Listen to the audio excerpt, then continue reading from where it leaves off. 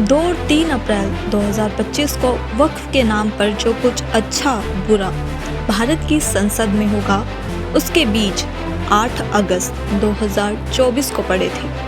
नरेंद्र मोदी के तीसरी बार सरकार बनाने के बाद बुलाए गए बजट सत्र में सरकार 2 विधेयक लेकर आई। पहला वक्फ विधेयक 2024, दूसरा मुसलमान वक्फ विधेयक 2024।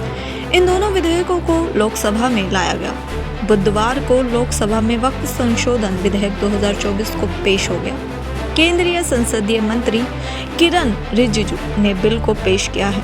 इधर उस विधेयक को लेकर सरकार और विपक्ष के बीच तनाव बढ़ गया है। सरकार इसे पारित करने के लिए तैयार है, वहीं विपक्ष इसे असंवैधानिक बता रहा है।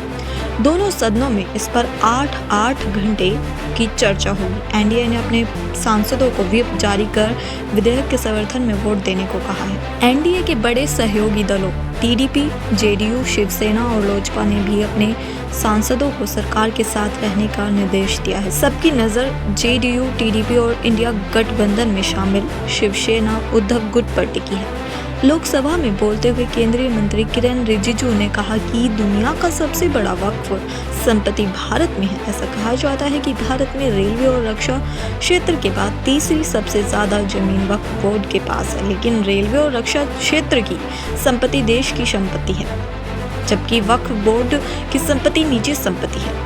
1970 से एक केस चल रहा था दिल्ली के अंदर में। दिल्ली के अंदर में हमारा सीजो कॉम्प्लेक्स है, पार्लियामेंट बिल्डिंग है, कई प्रॉपर्टीज है, और इसको वक्फ बोर्ड, दिल्ली वक्फ बोर्ड ने क्लेम किया कि ये वक्फ प्रॉपर्टीज है। उसके बाद ये केस चल रहा था अदालत में। उस समय यूपीए सरकार ने पूरा सारा जमीन को डी नोटिफाई करके वक्फ बोर्ड को दे दिया। 123 प्रॉपर्टी। अगर आज हम ये संशोधन लेके नहीं आते तो जिस सदन में हम बैठे हैं, ये पार्लियामेंट बिल्डिंग, इसको भी क्लेम किया जा रहा था। एयरपोर्ट, बसंत विहार, और अगर नरेंद्र मोदी जी का सरकार नहीं आते, अगर यूपीए का सरकार कंटिन्यू रहता, तो क्या क्या बिल्डिंग को डी नोटिफाई किया जाना था। 123 प्रॉपर्टी को तो डी नोटिफाई किया। मैं रिकॉर्ड में कह रहा हूं, अपने मन से कुछ नहीं कह रहा हूं, मैं ऑफिशियल रिकॉर्ड का बात बता रहा हूं। अध्यक्ष महोदय, कांग्रेस ने आरोप लगाया कि उन्हें कल यानी कि 1 अप्रैल को दोपहर में बिल मिला था, जिस वजह से उन्हें संशोधन देने का समय नहीं मिला। कांग्रेस के लगाए गए इस आरोप पर गृह मंत्री अमित शाह ने तुरंत जवाब दिया। Then the amendment time will be ceased till 3:30. Then how can the members move amendments, sir? This is basically you are actually bulldozing the legislation, sir. This type of legislation bulldozing is not happened in this house, sir. Sir, members have to go. Why that, sir? You need to give time for amendment, sir. Sir, there are several provisions to be given amendment. There is no time at all. Okay. आपके द्वारा ये bill joint parliamentary committee को दिया गया, जिसका विपक्ष का भी बड़ा आग्रह था। कमेटी ने इस पर सुविचारित रूप से अपना मत प्रकट किया।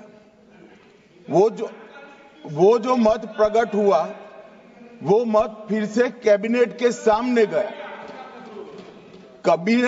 कमेटी के जो सुझाव थे, ये भारत सरकार की कैबिनेट ने स्वीकार किए और अमेंडमेंट के रूप में किरण रिजिजू जी लेकर आए। ये तभी होता है जब ये ऑफिशियल अमेंडमेंट कैबिनेट की अनुमोदन के बगैर आता है। मान्यवर, मैं नहीं मानता इसमें कोई पॉइंट ऑफ ऑर्डर है, और आपका ही आग्रह था कि कमेटी ज्वाइंट पार्लियामेंट्री कमेटी बने। अगर कमेटी ने कोई बदलाव ही नहीं करने हैं, तो ये कांग्रेस जैसी कमेटियां नहीं, हमारी लोकतांत्रिक कमेटी है मान्यवर, जो दिमाग चलाती है। कांग्रेस के जमाने में कमेटियां होती थी जो थप्पा लगाती थी। हमारी कमेटी चर्चा करती है, चर्चा के आधार पर विचार करती है और परिवर्तन करती है। अगर परिवर्तन को स्वीकार ही नहीं करना है तो कमेटी काहे को लिए है भाई?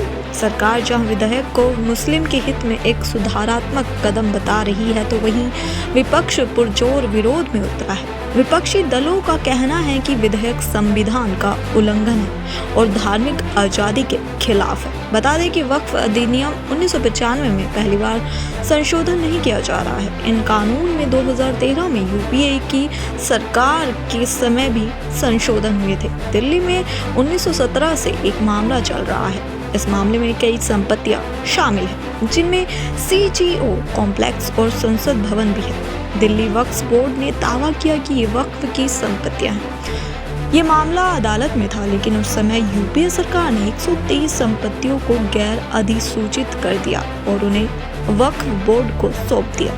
बोर्ड में 10 सदस्य मुस्लिम समुदाय से होंगे। 10 सदस्यों में 2 महिलाएं अनिवार्य। वक्फ बोर्ड में 3 सांसद होंगे, 1 सदस्य बार काउंसिल से होगा, 2 प्रोफेशनल्स होंगे। बोर्ड में मुसलमानों के हर वर्ग के सदस्य होंगे। 4 गैर मुस्लिम से ज्यादा सदस्य नहीं हो सकते।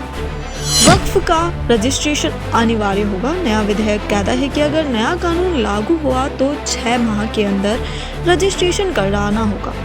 यानी साफ है कि नए संशोधन के बाद वक्फ रजिस्ट्रेशन की प्रक्रिया बदलेगी। इसके साथ ही इसके रिकॉर्ड्स को मैनेज करने में तकनीक की भूमिका बढ़ेगी। सरकार ने दावा किया कि ऐसा होने के बाद वक्फ बोर्ड के कामकाज में पारदर्शिता आएगी और जवाबदेही तय होगी।